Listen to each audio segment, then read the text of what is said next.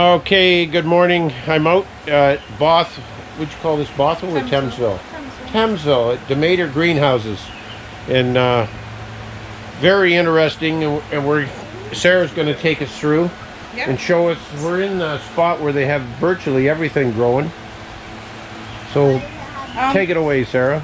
We have tomatoes, some peppers. It's mostly custom stuff for small lots of stuff for different people. Peppers, tomatoes, eggplant, cauliflower, broccoli, some garden stuff just for ourselves. Do you supply any garden centers or anything like that? No, mostly just farmers. Yeah, mostly just farmers. Beans? Like Joyce's in Bothell there where they have the market. He buys some tomatoes and stuff from us, and just little things like that. So they would be like the big tomatoes. Some are, and some he grows paste too. He wants some for the he takes to London to his markets there, right? And they can them. They use them for canning there. So yeah, lots of different stuff. So this stuff's really, today is the 18th of May. Typically you'd be shipping tomatoes, yeah. We would start today actually. Shipping like mad. Our processing tomatoes and peppers. Some by the end of the week we should have been starting, but we might not be. Yeah, last night, I don't know what you got. We got 9/10 since midnight. We got 6/10 last night. Yeah. So. There's a lot of water laying. Yeah. Like it looks like an inch. Yes, it's pretty wet. So, you got an automatic waterer? Yeah, this is one of the watering systems we use, and it moves on its own. So then would you put a little bit of fertilizer with it from time to time? There's an injector on the machine, and it injects out, and we can change the ratio so we can increase it or decrease it to whatever we feel is needed for whatever plant we're growing. But yeah. You've got just about everything here. Yeah, a little bit of everything in here. This is the garden. People come in here and they want their garden stuff. Dad's like, where's the tomatoes? Where's the peppers I get this year? Just that kind of stuff. Just little things. But yeah. So how many, what do you have, acres at greenhouse or? We probably have about 140,000 square feet. 140,000 square feet, so that's I don't know how many acres that is. About a little over 3 acres. Yeah. That's a lot of plants. Yes, there's a few plants here. And then do you grow tobacco too then? In the field we grow it. Yeah, we grow it in the greenhouse too. I can take it back there and show you. Okay, that'd be great. Yeah. All right. Well, let's go to the barn. I'm gonna make sure they got the cedar going. This is the seed line. It's a Blackmore cylinder cedar, great filler, water all, and bale breaker breaks up the compressed bales, dumps them in here, and then that fills the tray. They come out there, and it dibbles a dibble in the tray, and then the cedar seeds the seed down, and then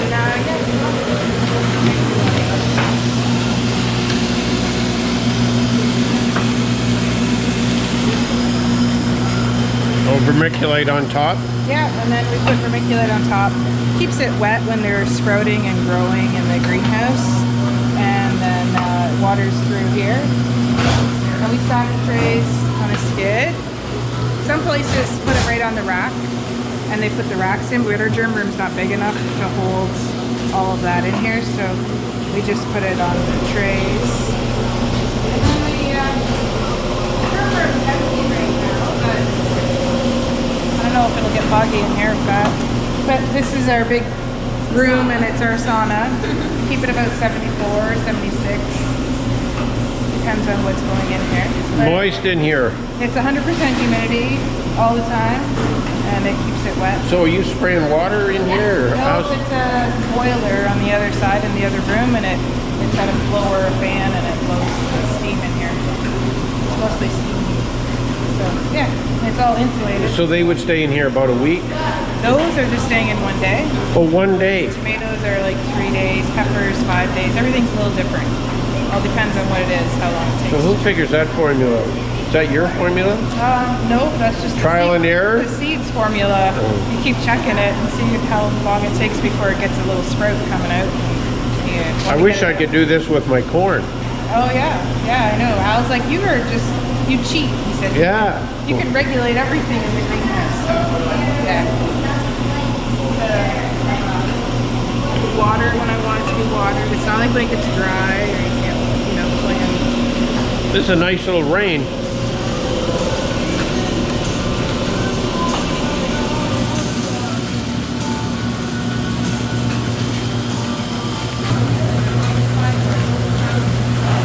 What do you think? Pretty fancy.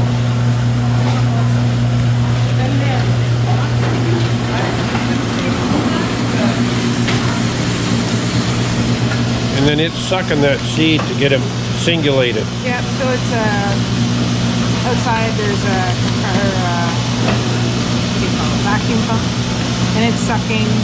So the cylinder's got air, so it's sucking the seed on, and then there's an air compressor that makes air, and these little bars here have an air curtain, it's called, so it blows the extra seeds off. Oh, and yeah. it blows them this way. There's not a lot coming around, but sometimes when you see like raw stuff, this is raw too, but you can see the seeds getting blown off with the bar. So you would have different cylinders for different trays. Oh yeah, we have about 6 or so cylinders, different sizes, with different size holes in them, different size seeds, because all of them have different stuff in them, right? And I noticed this seed's not treated. No. No chemicals. Not this one. Most are. Most are, yeah. Most vegetables. I know the onions that we looked at, they had a coating, a pretty thick coating. Yeah. Yeah, well some are pelletized too, right? Yeah. Like tomato, this is our old tomato seed that was junk stuff. So this is what tomato seed is. It's pelletized like that. That's what onions look like, just like that. And because they're a little tiny speck inside, right? Yeah. And then tobacco seed's even smaller. It looks like this. So this is tobacco seed, but it looks like pepper inside. You can't even tell. So you can see that, you can singulate that out and seed it? Oh yeah. Yeah, with a different cylinder, different size holes. So, and you need a bigger hole to suck that on, or else you would just have misses throughout the whole tray. Yeah. So, yeah. Works pretty good. It works really good. Looks really good. Yeah. When it works, it works. When it doesn't work, then we're all mad at each other in here. The first day, I suppose in the spring, it's always... Some days, sometimes it's just, we have to change from size to size, and sometimes you change cylinder and it just doesn't work. But yeah. This is our tobacco greenhouse this year. Usually we have a couple, but our flue tobacco acreage is down a lot. This year got cut by 80%. Because of just stuff going on with coronavirus and everything. We're just not using it. No, they want to use it, but they're just backed up with stuff. It's to do with the company and stuff that we grow for. But in the back, there's the darker stuff, and that's the dark fired tobacco. So the stuff they use for smoke. And So this, what would this tobacco be used for in the end? the back stuff is for like chew and cigars, wrappers, and stuff like that. And the front is like cigarettes. So they're different looking.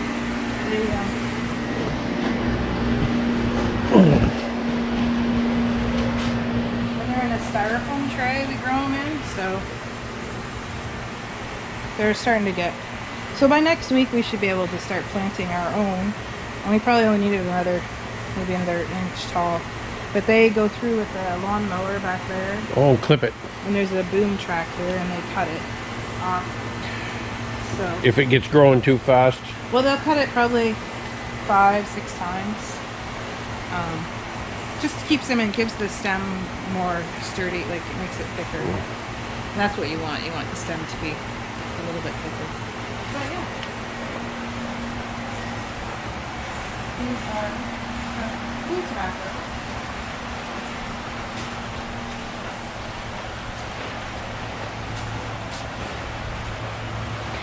Well, there's a lot more to growing all these plants than just sticking them in the ground and... Oh, yeah. Yeah, I know. And you can always have problems in the greenhouse too, like when it gets to be weather like we're having for the last 3 days or whatever, and it's been cold and cloudy. Not cold, but when we had the cold weather, then you know you got the furnaces coming on.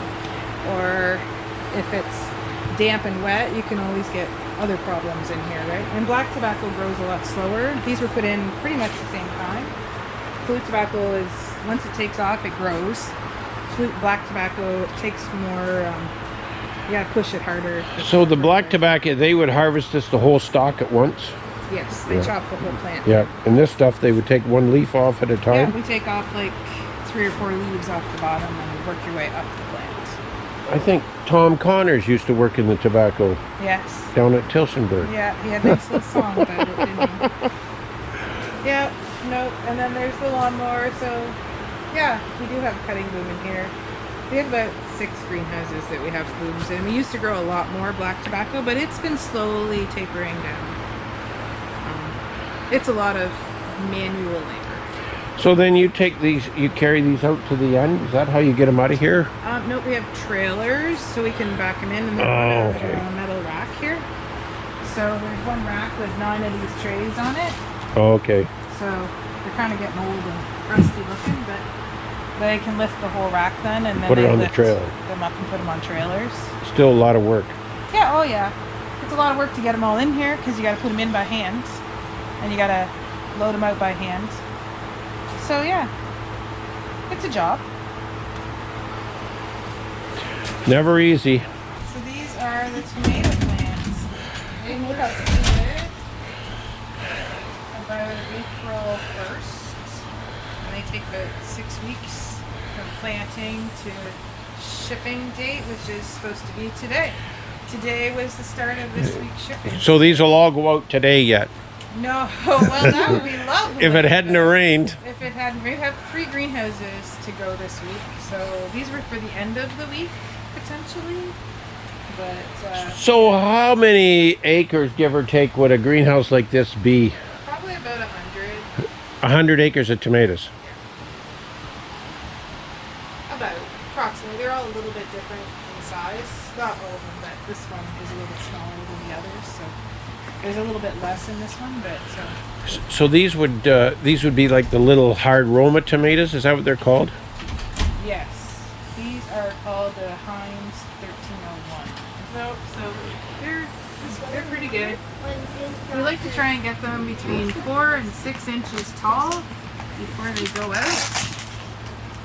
And so they're about 4.5 inches tall. And the guy that's just here, he's come to count plants. So he's coming to check and see how many plants are going to That's an interesting, you just hit on an interesting topic. The government has a guy that comes in and counts your trays. Well, he's a private company. They used to have Agricor do it, but now they don't use Agricor. They use this other company. And they come in and they count half the tray. So he counts 1/2 of the tray and he times it by 2. And that's how many. And then he does 1 tray for every 100 trays that are in the greenhouse. So in here there's 4,500. He'll count like 45 trays. And he'll pick from random spots. Yep. So, yeah. And then they count them and they look like you got pretty good germination on those. yeah, no, these are pretty good. These look pretty decent, So it'll be a happy day when these go. yeah. Well, it's always happy when you see it full. Everything gets full when you get everything planted. And when they start to go out, it's always more exciting to know you're finished almost. So can you do anything to slow these tomatoes down? Like if let's say it rained for 2 weeks. Like last year, you must have had a problem. We try and keep them drier. You can't be too mean to them or you get not very nice stuff growing on the foliage. You just have to keep clipping them there. No, we don't clip. Oh, you don't clip tomatoes? No, they would be very upset. It's a disease problem. Oh, yeah. We don't want you to cut them. But Yeah, no, we just try and manage your water, your fertilizer, your heat. If it gets too hot outside, like normally I would have the sides rolled up on a nice day. The sides open up on these, so it's like the wind blowing through, so the wind kind of helps. So is that automatic, or you got to crank them? No, I lift them. Lift them. I roll them up. See if I can demonstrate them. Corey will do it. So not automatic. No, it's not automated. Sarah's arms roll. Oh, that's pretty slick. That rolls the whole side? All the way down. And when we put plastic on, they try and make it so it's straight. So then... Well, that works really good. Yeah, but it doesn't take too long. It's just, if there's a rainstorm coming, it's a mad dash for all of us because it'll wash out the trees on the inside. So somebody's always going to But yeah. You do that instead of... Even if it is going to rain, I can leave it open a little bit and let a little bit of air in just to let some airflow in there. I haven't done it today, but it's kind of misty out today. Especially in the sky.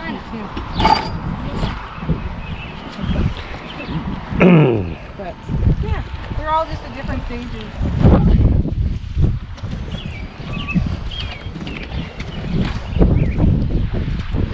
More tomatoes. This is the greenhouse. There's a whole bunch of different varieties in.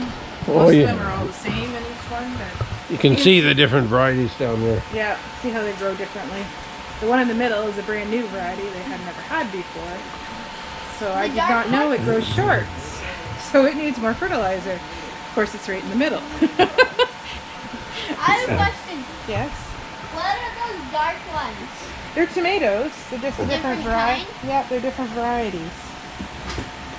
Good question, Corey. Yeah.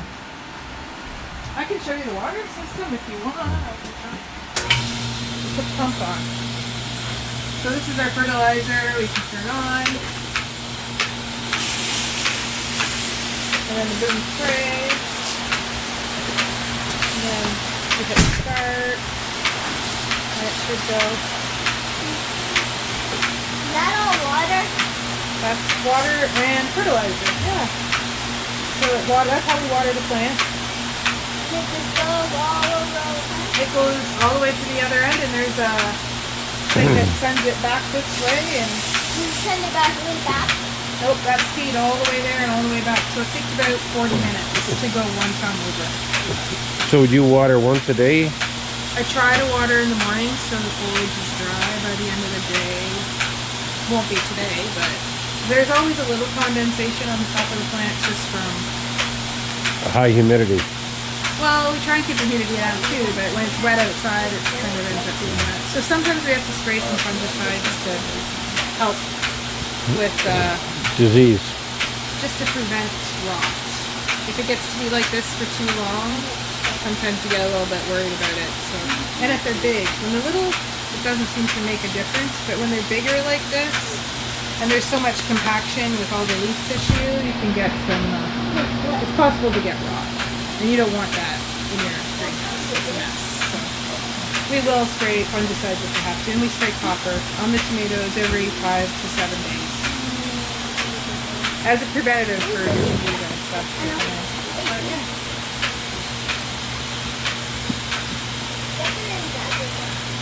Well, this is really good. Yeah, well, I'll go get my water. Bring it back.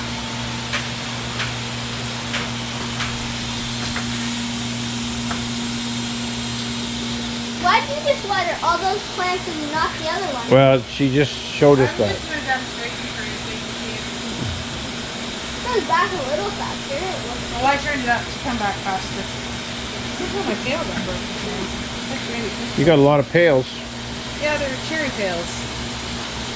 My dad bought them from a guy from Niagara area a long time ago when we were kids, and we spent a long time standing there because they had the syrup and everything from the cherries and the strawberries. Had to clean them all out.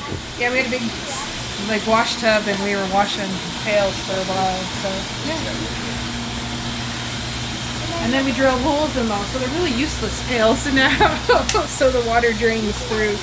We don't have these little holes in them, so the water will go out and doesn't stay on top and have a moisture underneath the trays. that too. Well, Sarah, thanks for taking the time to take us through. This is very interesting, and I think people will get a better understanding of where their food comes from, their tomatoes come from, and I think that's kind of what we're all about here, isn't it, Corey? Yep. Anyway, what I wanted to do was have everybody subscribe if you haven't already.